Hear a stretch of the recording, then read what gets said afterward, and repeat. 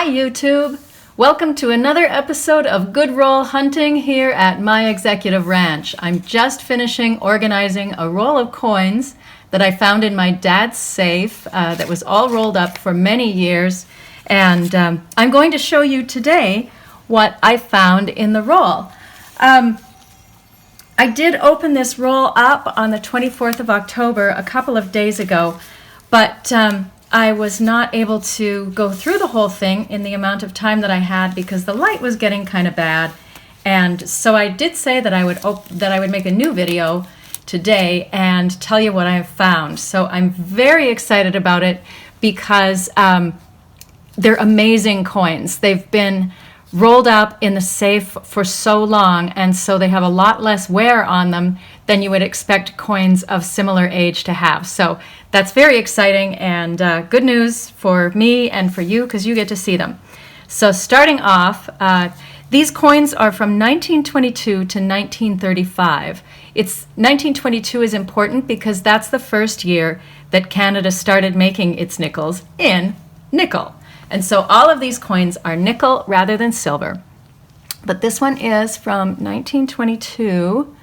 I'm just going to see if we can get focused in on it a little better. I think I might have to zoom. There'll be a brief technical delay. Yeah. So there it is. As you can see, it's a 1922 coin, almost 100 years old. And when I turn it over, you can see good old George V. Let's zoom in on him just a little bit more. And you can really see that oh yeah, there's a good angle. That not so good. You can really see that the jewels on his crown have worn away, but not as much as you would expect. There's still some pretty good definition at his ear, and the little fleur-de-lis on his crown are still visible. And so, I don't know, help me out with this, YouTube. I figured this coin was in the good to fine range, maybe very fine. Oh, there's a good shot of the fleur-de-lis on his little crown. So help me with this one because I wasn't quite sure. As we get into the newer coins, the quality of course gets better. So some of the newer ones are sort of in that extra fine range. These are all 1924. I didn't have any 1923s for some reason, but we can see again, man, I'm not loving the light in this video, but that one's got a little scratch across it. But still, you can really see the lines of the jewels in the crown, and obviously on the other side of the coins, the shape is still very nice. Oh, got to get it in there. Yeah, 1924. So that was, I thought, pretty cool. Whoops. Nice coin handling, Heather. Let's see, I'll look and see if there was anything else in this bunch that I thought was exceptional, but actually they all looked to me to be about the same in terms of quality. Maybe this one is really quite good. Let me zoom in even a bit more on that one. We'll see where we're at. See if we can get them in the light a bit better. Yeah, I think that one is pretty good altogether. Yeah. Oh, there we go. That's a good. See, you can really see his crown, you can see his ear, you can see the detail in his beard. So I bet it's pretty unusual to see 1922 Canadian nickels in that kind of quality. Next, oh, sorry, I keep going out of the shot. I forget to go and zoom out again. Next, we have 1927. I thought this was a really nice one. We'll see if we can get it to flip over. You guys, I need some different gloves. These are hard to use. But yeah, again, good detail in George there. The next year we have is I want to say it's 1929, but maybe it's going to turn out, nope, 1928. Yeah, that is super frustrating. 1928, there we go. That one has a little divot in the side from post-mint trauma. But look at what nice shape George's crown is in. It really looks awfully good. So 1928, then this was the best of the 1929s.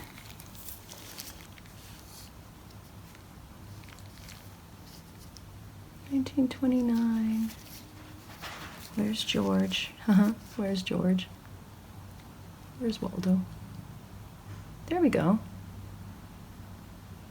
It looks like that one has a big scratch in it, but I think it's just the way the thing is. But anyway, yeah, you can really see what a nice coin that is. So 1929, and then I'll just pick some random one from the next year that I have, which is 1930. And there's, yeah. These are all about the same. And as you can see, generally the quality is getting better as we go up in years. Here is 31.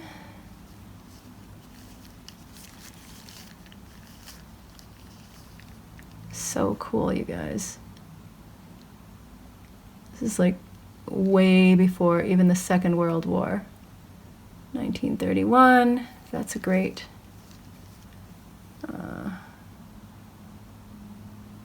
oh, there was a variation on how close the S was, the S in cents was to the end of the edge of the coin, and that made a difference for some of these years. Ah! This one is 1932. We're moving into the Great Depression. I don't know if there were fewer coins minted during these years or not, but I would imagine that there were a fewer. That particular one isn't awesome. 1930. Oh, also 1932. I don't remember if I had any 1933s, oddly enough, because the next thing we find is 1934. It's somewhere in there. Maybe it's 1934. There's George. This is a great coin. Really in nice shape. Look at the detail in the crown. You can really see it. Oh, that's too shiny. But you can really see it. So, and then I think this is the one.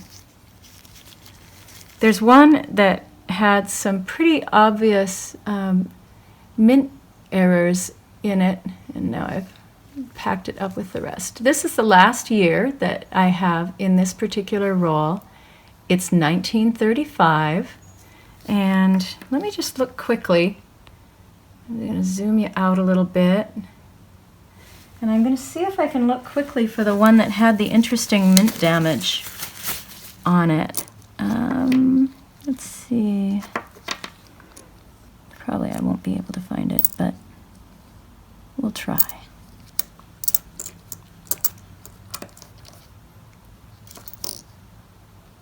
Wasn't this one? Oh, here it is. This is pretty interesting. So, oh, and I'll zoom in a bit. How much can I zoom? Oh yeah, here we go.